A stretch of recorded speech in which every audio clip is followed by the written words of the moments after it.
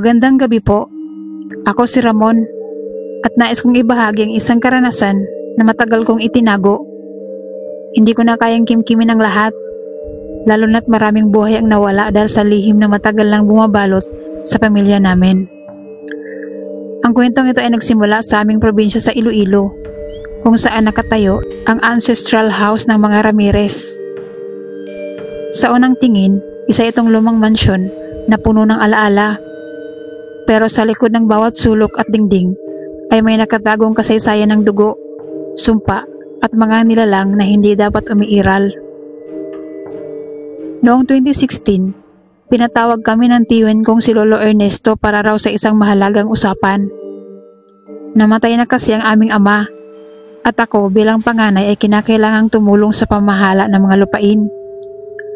Kaya kahit labag sa loob ko, umuwi ako sa lumang bahay na matagal ko nang iniiwasan.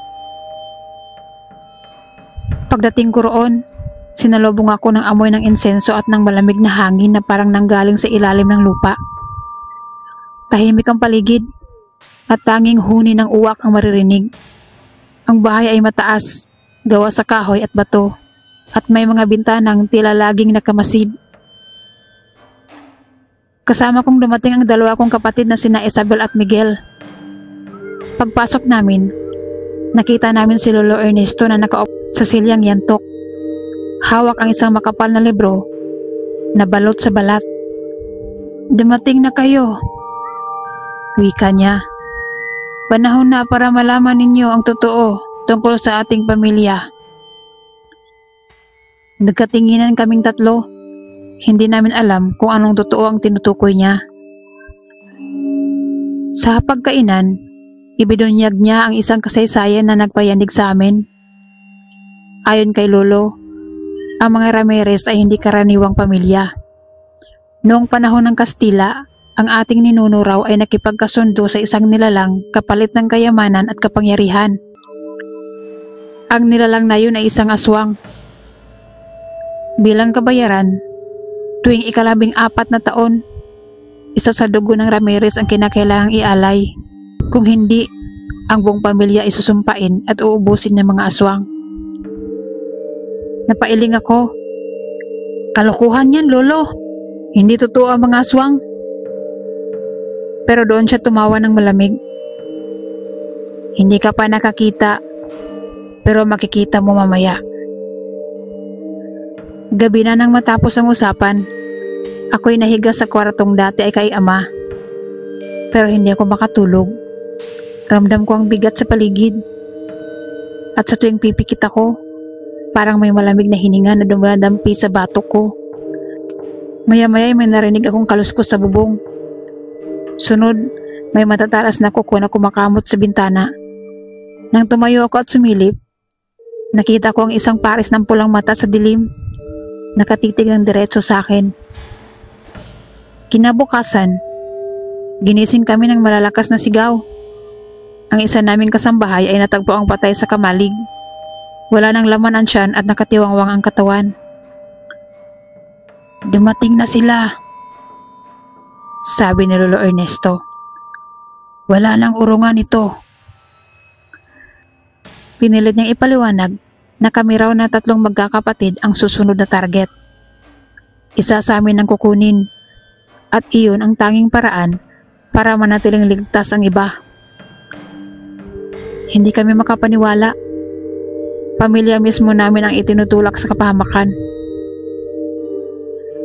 Habang lumilipas sa mga araw, napansin namin nag-iba ang kilos ng kapatid kong si Miguel. Laging wala sa sarili. Palihim na umaalis tuwing gabi at kapag umuwi, amoy dugo at pawis. Isang gabi, sinundan siya ni Isabel at doon nila natuklasan ang katotohanan.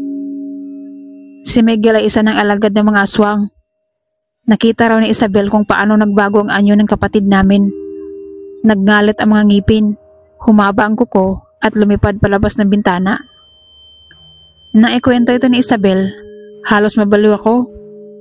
Hindi ko alam kung anong dapat kong gawin. Ipagtanggol ba siya bilang kapatid o tapusin dahil siya na mismo ang panganib sa amin?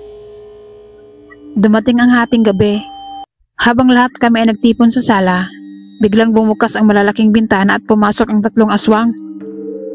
Nangunguna roon si Miguel, nakangisi at duguan ang mga kamay. Sumama na kayo sa amin, Ramon. Ito ang ating kapalaran. Pero bago pa ako makasagot, umatake sila. Ang isa'y sumugod kay Isabel at ako'y napilitang hawakan ang itak na iniwan ni Ama. Nagsimula ang matinding laban, sigawan, kalabog at halakhakan ng mga halimaw na parang nangasar. Si Lolo Ernesto naman ay naglabas ng librong hawak niya kagabi. May mga dasal at orasyon siyang binibigkas. At sa tuwing babanggit siya ng isa, napapaatras ang mga aswang. Pero hindi nila tinalaban si Miguel. Siya ay kalahating tao na kalahating halimaw. Sa gitna ng kaguluhan, bigla siyang lumapit sa akin. Ramon! Ramon! Isa lang ang paraan para matapos ito. Sumama ka sa akin, magiging makapangyarihan tayo. Naluha ako. Paano ko pipiliin ang sariling kapangyarihan kapalit ng kapatid kong wala ng pag-asa? Hawak ang itak, hawak ko rin ang krusipeho na iniabot ni Isabel. Patawarin mo ako, Miguel, wika ko. At doon ko itinarak ang itak sa kanyang dibdib. Nakita ko ang luha sa kanyang mga mata bago siya tuluyang bumagsak. Bumalik ang anyo niya bilang tao at huling salita niyang binatawan ay, "Salamat, kuya." Pagkatapos noon, naglaho ang ibang mga aswang. Natapos ang laban, pero naiwan ng sa amin ang sugat na hindi kailanman maghihilom. Mula noon, iniwan na namin ang mansyon ng Ramirez. Sinunog ito ng mga tao para hindi na muling gawing pugad ng kasamaan. Pero kahit anong gawin ko sa bawat gabi ng katahimikan, naririnig ko pa rin ang tinig ng kapatid kong si Miguel. Tinatawag ang pangalan ko mula sa dilim. Kung sino man ang makakarinig nito, tandaan nyo, may mga pamilya na may dalang sumpa at may mga lihim na mas mabuting manatiling nakatago.